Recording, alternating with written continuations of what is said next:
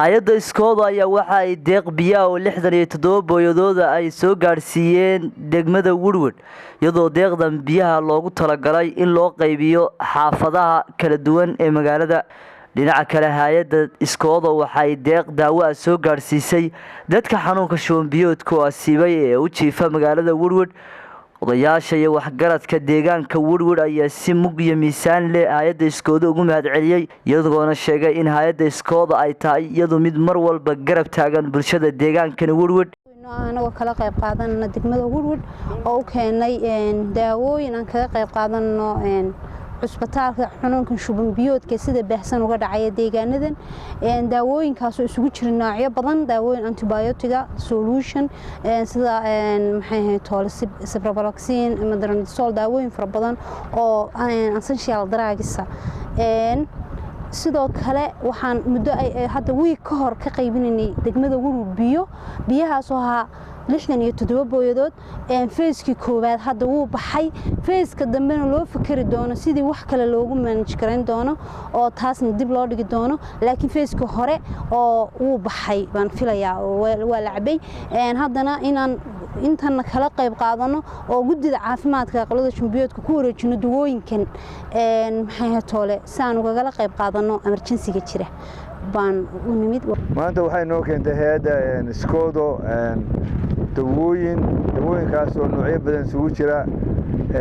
intooda badanna ka qayb qaadan doona xanuunka shuban biyoodka qaybinayna biyo caawimo ah oo ay noogu deeqday degmada Woodward haddaanu nahay ay noogu deeqday hay'adda iskoodo biyahaas oo ah biyo loogu talagalay dadka xanuunku aafeeyay ee shuban biyood ku dhacay ee degmada Woodward ilaa hadda uusan roobku wali helin biyahaas oo ahaa biyo 67 booyadooda ayayna soo gaarsiiyeen hay'addaas haddaanu nahay gudida gurmadka abaaraha ee degmada Woodward biyahaas aanu qaybinaynaa oo aanu qoyskiiba loogu talagalay inta biyahaas ka dhammaanayaan foosto qoys biyaha iskooda ayna soo gaarsiisay oo 67 booyadoodana waanu qaybinaynaa biyaha waxaanu qaybinaynaa dadka magaalada si sharciga hay'addu noo sheegtay uu ahaa waa in dadka magaalada loo qaybiyo baa la yiri biyo nadiif ah markaana wadadii u marnaan waanu qaybinay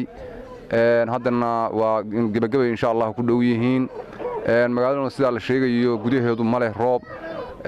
sidii bay u biyo laadahay oo daawalba waxa lagu cabi jiray in wax booyado keenaan